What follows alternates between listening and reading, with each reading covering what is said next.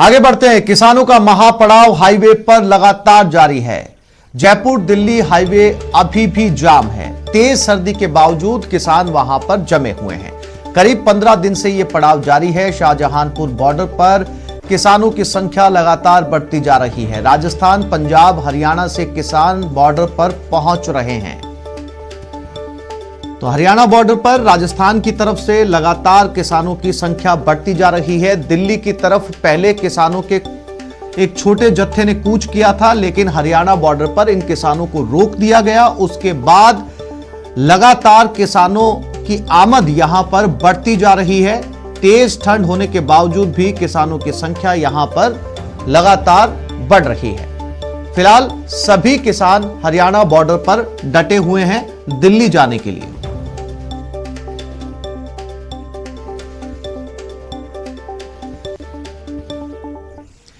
अलवर में किसानों का महापड़ाव जारी है। हरियाणा बॉर्डर पर टेंट लगाकर ये किसान बैठे हैं। किसान नेता रामपाल जाट के नेतृत्व में ये पड़ाव डाला गया है। हरियाणा पुलिस फिलहाल मामले की निगरानी कर रही है।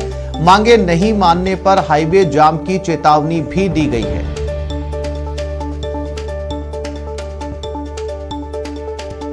तो अलवर में किसानों का महापड़ाव।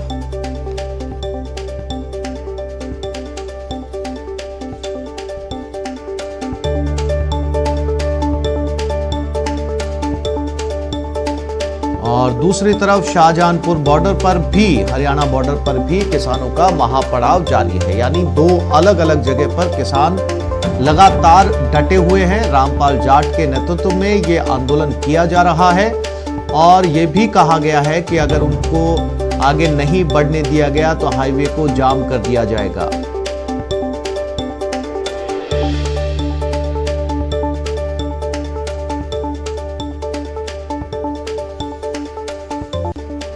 और कोटा में पुलिसकर्मियों पर गाज गिर गई। खातौली थाने के 8 पुलिसकर्मी निलंबित हुए हैं। बजरी माफिया से मिली भगत का आरोप है। माफियाओं से अवैध वसूली भी चल रही थी। कैथुदा के ग्रामीणों ने इसकी शिकायत की थी। एसपी ग्रामीण शरद चौधरी ने इस कार्रवाई को अंजाम दिया है।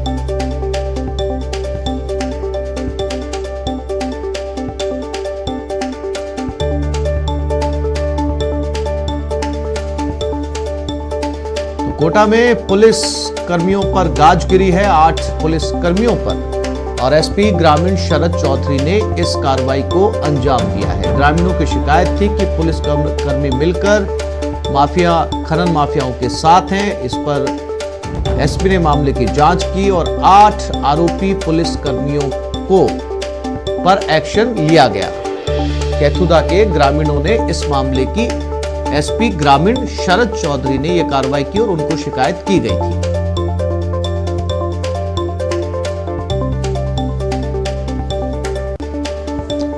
और यह खबर अजमेर के केकड़ी से है। केकड़ी में पुलिस ने कार्रवाई की। अवैध बजरी से भरे 5 ट्रक एक साथ पकड़े। केकड़ी में 3 और सावर में 2 ट्रक पकड़े गए। केकड़ी में बघेरा रोड पर इन 3 ट्रकों को पकड़ा गया। सावर में राजपुरा से 2 ट्रकों को पकड़ा गया। पुलिस, माइनिंग, राजस्व विभाग ने मिलकर यह कार्रवाई की।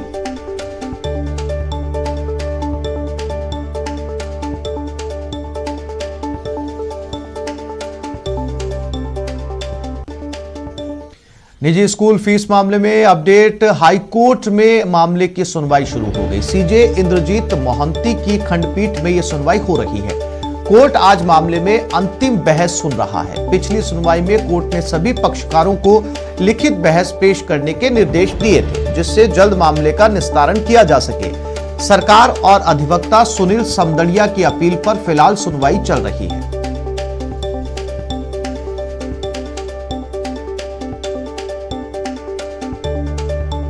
और इसी खबर पर ज्यादा जानकारी के लिए हमारे संवाददाता सचिन कुमार हमारे साथ जुड़ गए, उनसे बात करते हैं। सचिन, अंतिम सुनवाई है, लिखित में मांगा गया है।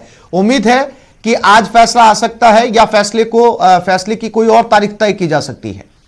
देखिए आसिफ, फिलहाल ये तो कहना जल्दबाजी होगी कि आज फैसला आ जाएगा, क्योंकि लंबा मामला है और कोर्ट ने पिछली सुनवाई में ये कह दिया था कि हम पूरे मामले को विस्तृत रूप से सुनेंगे और एक के साथ इसका निस्तारण कर देंगे। और यही वजह थी कि एकल पीठ से सारा जो मामला है उसकी फाइल्स भी जो है हाई कोर्ट ने डीबी में अपने साथ मंगवा ली थी।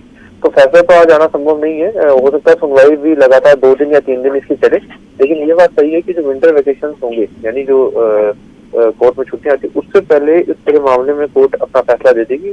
सीजे ने पिछली सुनवाई में इस तरह की मंशा भी जाहिर कर दी थी कि वो सुनवाई को लगातार करेंगे और 18 तारीख के आसपास फैसले को जो है वो सुना देंगे।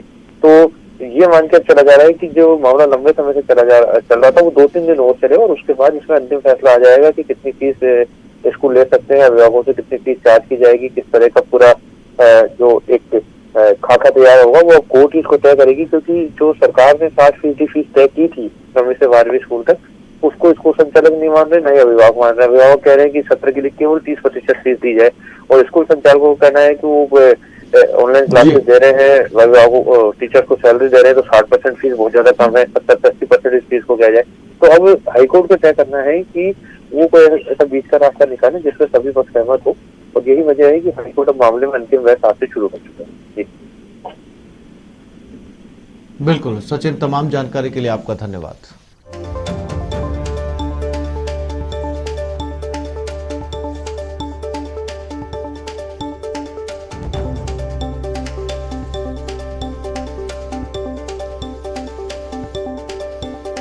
और अब बात आग के तांडव की। आपके टीवी स्क्रीन पर 3 तस्वीरें हैं। पहली तस्वीर बीकानेर की, यहां बिजली के तार से टकराने की वजह से ट्रक जलकर खाक हो गया। दूसरी तस्वीर बारां से है, जहां अस्पताल रोड पर रात करीब 1 बजे फर्नीचर गोदाम में भीषण आग लग गई, जिसके बाद पूरे इलाके में अफरा तफरी मच गई। वहीं तीसरी तस्वीर श्री गंगानगर से है, यहां एक घर में आग लग गई। एफ ब्लॉक के पास घर में रखे कबाड़ में आग लगी। घर के अंदर अभी 2 बुजुर्ग फंसे हुए हैं। तो बीकानेर में ट्रक में आग लगी, बिजली के तारों से यह ट्रक टकरा गया, उसके बाद ये आग लगी। ट्रक में करंट फैलने से एक व्यक्ति की मौत भी हो गई। करंट से ट्रक जलकर राख हो गया। फायर ब्रिगेड ने हालांकि आग पर काबू पा लिया।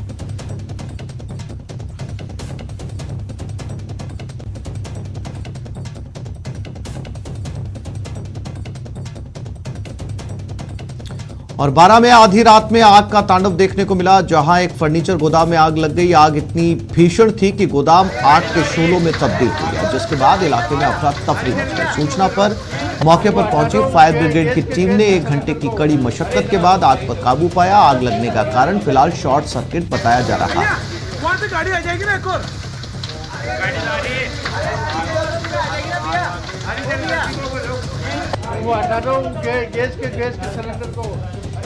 और गंगानगर में भी एक घर में आग लग गई। घर में 2 लोग फंस गए थे और जिंदा जल गए। आग में 2 बुजुर्गों की मौत हो गई। घर में रखे कबाड़ में यह आग लगी थी। आग के कारणों का फिलहाल पता नहीं चल पाया। एफ ब्लॉक में स्थित घर में आग लगी थी।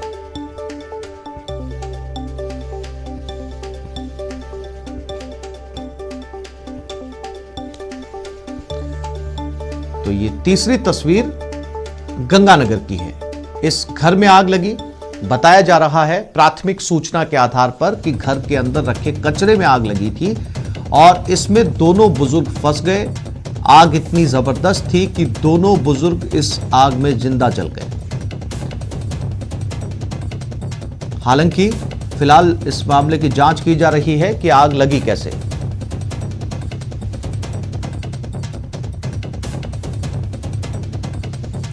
और चलिए अब हम आपको बिहार के अरवल में आग के तांडव की तस्वीरें दिखाते हैं। अरवल में धू धू कर बस चल उठी। हादसे में बाल यात्री बच गए। भागने के दौरान कुछ यात्रियों को चोट भी लगी। पहाड़पुर के पास NH 139 पर यह हादसा हुआ। ये अरवल बिहार की तस्वीरें हैं, जहां बस में भीषण आग लगी हुई है, लेकिन गनीमत यह रही कि सभी यात्रियों को नीचे उतार लिया गया था, लेकिन आग नहीं रुकी और आग इतनी जबरदस्त फैली कि उसने पूरी बस को जलाकर राख कर दिया।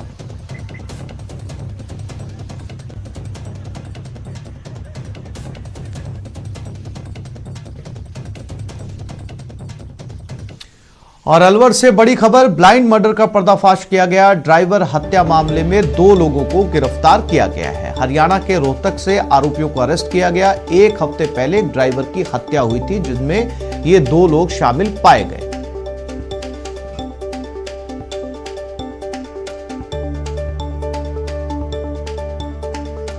इन दोनों लोगों की तलाश थी। पुलिस इसे शुरुआती दौर में ब्लाइंड मर्डर मानकर चल रही थी, लेकिन जब जांच की तो जांच हरियाणा तक जा पहुंची और इन दोनों लोगों को पुलिस ने अरेस्ट कर लिया है। फिलहाल दोनों से पूछताछ जारी है। 2 आरोपी हमने गिरफ्तार कर लिए हैं। 1 आरोपी को गिरफ्तार करना शेष है, बाकी आगे की तफ्तीश जारी है, जिसमें कि गाड़ी और डंपर को भी जब्त किया जाएगा और आगे जो भी आरोपी और निकलेंगे उनको गिरफ्तार किया। और अब बात सोशल मीडिया पर वायरल हो रहे मारपीट के एक वीडियो की, जिसमें कुछ लोग एक युवक को लाठी डंडों से पीट रहे हैं। वीडियो दौसा के महुआ का बताया जा रहा है। वीडियो वायरल होने के बाद शहर में हड़कंप मचा हुआ है। जानकारी के मुताबिक युवक से शराब के पैसे मांगे गए। जब युवक ने पैसे देने से मना कर दिया तो उसके साथ बदमाशों ने मारपीट की वारदात को अंजाम दिया। फिलहाल पीड़ित ने थाने में मामला दर्ज करवा दिया है।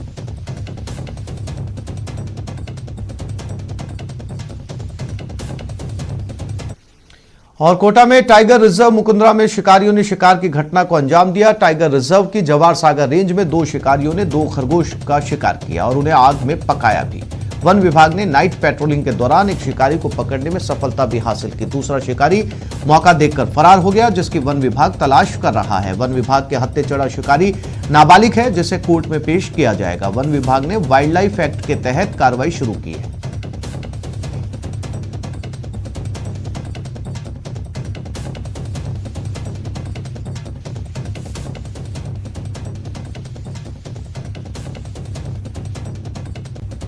और अब बात कोरोना की। प्रदेश में कोरोना पॉजिटिव 2,92,000 के पार पहुंच गए। राज्य में कोरोना पॉजिटिव की संख्या 2,92,539 है। एक दिन में 1,250 नए पॉजिटिव केस सामने आए। 2,555 लोगों की मौत हो चुकी। एक दिन में 13 लोगों की मौत। 2,73,784 केस पॉजिटिव से नेगेटिव हो चुके हैं।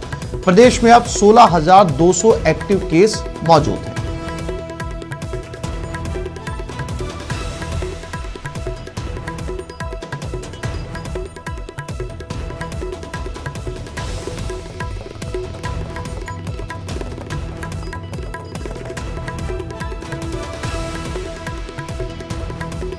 और इसी खबर पर ज्यादा जानकारी के लिए हमारे साथ 2 साथी जुड़ गए हैं। सौरभ गृहस्थी जयपुर से हमारे साथ लाइव है, ललित सिंह जोधपुर से हमारे साथ जुड़ गए हैं। दोनों से बात करते हैं। सौरभ, कोरोना के आंकड़े हम रोज अपने दर्शकों के साथ साझा करते हैं। हालांकि राजस्थान उन स्टेट्स के अंदर शुमार है जहां पर इसकी रिकवरी रेट बहुत ज्यादा है और दूसरा अब इसके अंदर धीरे धीरे कमी भी आई है। लेकिन इसके साथ ही पूरी दुनिया के अंदर अब जो विकसित देश हैं उन्होंने वैक्सीनेशन शुरू कर दी है। बहुत जल्द ये भारत तक भी पहुंचेगी और बहुत जल्द ही जो है वो भारत में भी वैक्सीनेशन का काम शुरू हो जाएगा। तो एक तौर पर देखा जाए तो 1 साल के बाद में इसे अच्छी खबर के तौर पर देखा जा सकता है। सौरभ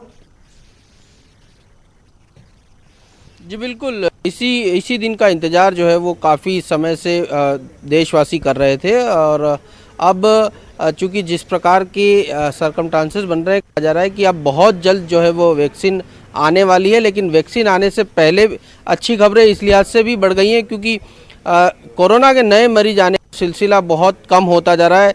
कल हमने बात की थी आसिफ, तब 300 मरीज जो है वो जयपुर में पॉजिटिव पाए गए थे, लेकिन अब 24 घंटे बाद 50 मरीज और कम हो चुके हैं और 250 मरीज आए। यानी रोजाना जो है वो कोरोना मरीज जो पॉजिटिव की जो संख्या है वो लगातार कम हो रही है और ये उम्मीद की जानी चाहिए कि यही अगर दौर रहा तो बहुत जल्दी जयपुर से जो है वो कम से कम मरीज जो है वो पॉजिटिव सामने आएंगे और इसका सबसे बड़ा फायदा वैक्सीनेशन में होगा और कम लोगों को वैक्सीन लगानी पड़ेगी और कम लोगों को अगर लगानी पड़ेगी तो न राज्य सरकार पे और केंद्र सरकार पर भी भार जो है वो नहीं पड़ेगा। लेकिन मरने वालों की संख्या में इजाफा लगातार हो रहा है।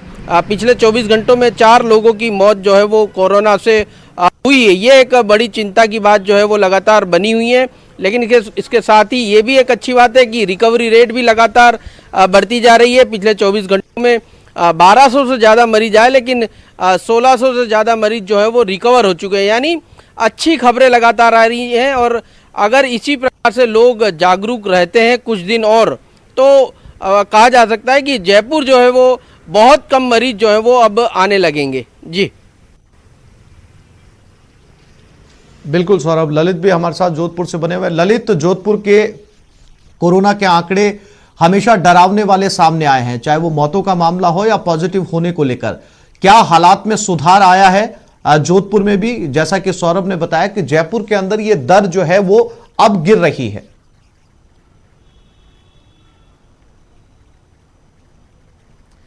लेकिन निश्चित तौर पर ऐसी बात सबसे अच्छी खबर यह है कि 100 से नीचे मरीज साफ तौर पर सामने आए हैं। जो अब तक दोहरा सतर्क लगातार लगता आ रहा था, करीब 400 से अधिक मामले रोजाना सामने आ रहे थे। आज पहली बार ऐसा हुआ है जब 100 से नीचे आंकड़ा आया है, तो निश्चित तौर पर आंकड़ों में थोड़ी कमी आई है।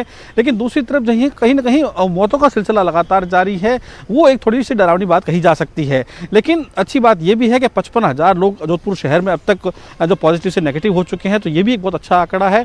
दूसरी तरफ जहाँ तक बात करें स्वास्थ्य महकमे की, स्वास्थ्य महकमे ने कोरोना वैक्सीनेशन को लेकर प्रोग्राम तय कर लिया है। झालामंड में वैक्सीन सेंटर बनाया जा रहा है, स्टेट लेवल का सेंटर होगा। पूरे संभाग में कोविड वैक्सीन को लेकर यहीं से मॉनिटरिंग होगी, यहीं से टीकाकरण के लिए टीमें निकलेगी। तो तैयारी प्रशासन ने अभी से शुरू कर दी है। बिल्कुल ललित, आप ठीक कह रहे हैं। अगर आंकड़ों में कमी आती है तो वैक्सीनेशन के लिए सरकार को बहुत आसानी होगी, क्योंकि कम लोग होंगे तो कम वैक्सीनेशन की जरूरत पड़ेगी और भीड़ जैसे हालात भी जो है वो देखने को नहीं मिलेंगे। आप दोनों साथियों का बहुत शुक्रिया हमसे जुड़ने के लिए, बातचीत करने के लिए।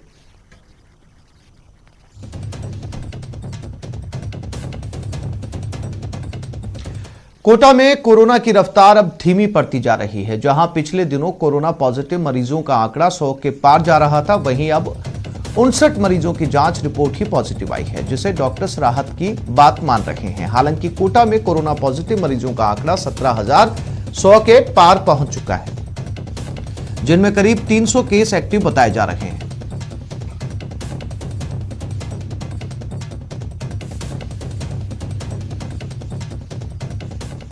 कोटा में कोरोना महामारी से निपटने के लिए कोरोना से ठीक हुए लोग लगातार प्लाज्मा डोनेट कर दूसरे लोगों की जिंदगी बचाने में जी जान से जुटे। इसी कड़ी में सामाजिक संस्था जीवनदाता ने प्लाज्मा डोनेशन शिविर का आयोजन किया, जिसमें सॉफ्टवेयर इंजीनियर राहुल खत्री सहित 3 लोगों ने प्लाज्मा डोनेट किया है। इसमें कोटा प्लाज्मा डोनेट करने वालों का आंकड़ा 410 तक पहुंच गया है, जिससे ब्लड डोनेट के बाद प्लाज्मा डोनेट के मामले में भी कोटा शहर अग्रणी शहरों में शुमार हो गया। कोटा में प्लाज्मा डोनेट के लिए शुरू की गई हेल्पलाइन से लोगों को काफी राहत मिल रही है, इसलिए कोटा प्लाज्मा डोनेट के मामले में पूरे प्रदेश में अव्वल है। कोटा में डोनेट किए जा रहे प्लाज्मा को प्रदेश के दूसरे शहरों में भी भेजा जा रहा है।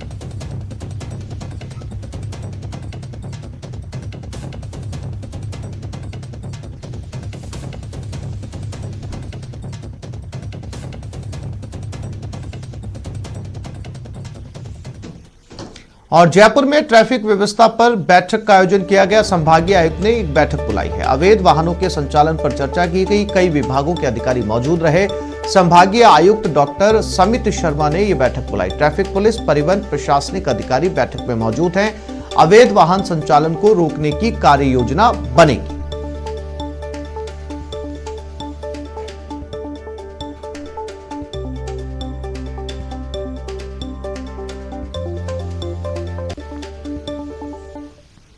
और अब बात मरुधरा में बढ़ रही ठंड की। जी हां, धीरे धीरे अब मरुधरा में सर्दी अपने तीखे तेवर दिखा रही है, जिसकी वजह से कई इलाकों में पारा गिर रहा है। वहीं अलवर, कोटा, चूरू और सिरोही को कोहरे ने अपनी चपेट में ले लिया है।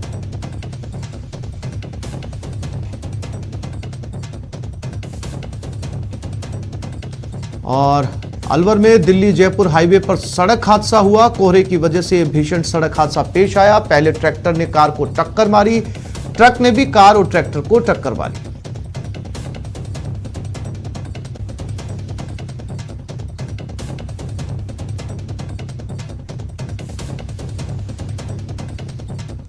अलवर और दिल्ली एनसीआर में भी मौसम ने अचानक करवट ली है। सुबह सुबह ही पूरे क्षेत्र को कोहरे ने अपनी आगोश में ले लिया। अलवर सहित दिल्ली एनसीआर में जबरदस्त कोहरा दिखाई दे रहा है। कोहरे की वजह से सड़कों और खुले स्थानों पर कुछ भी दिखाई नहीं दे रहा। विजिबिलिटी घटकर मात्र 15 से 20 मीटर रह गई है, जिससे वाहन चालकों को लाइट जलाकर वाहन चलाना पड़ रहा है। वाहन सड़कों पर रेंगते हुए चल रहे हैं। कोहरे की वजह से सर्दी का सितम भी बढ़ने लगा है।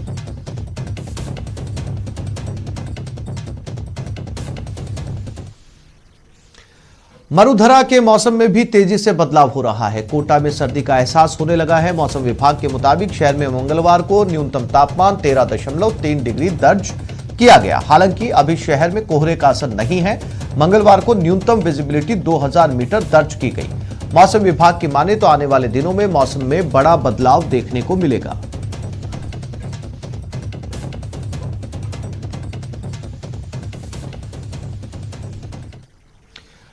और अब आपको दिखाते हैं जय और वीरू का दोस्ताना। जय वीरू की दोस्ती का ये वीडियो सोशल मीडिया पर खूब वायरल हो रहा है। इस वीडियो की टोंक जिले के देवली कस्बे में खास तौर से चर्चा है।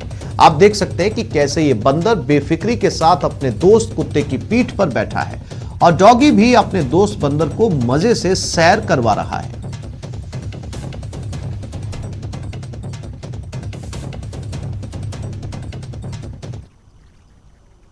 इस बुलेटिन में फिलहाल इतना ही। नमस्कार।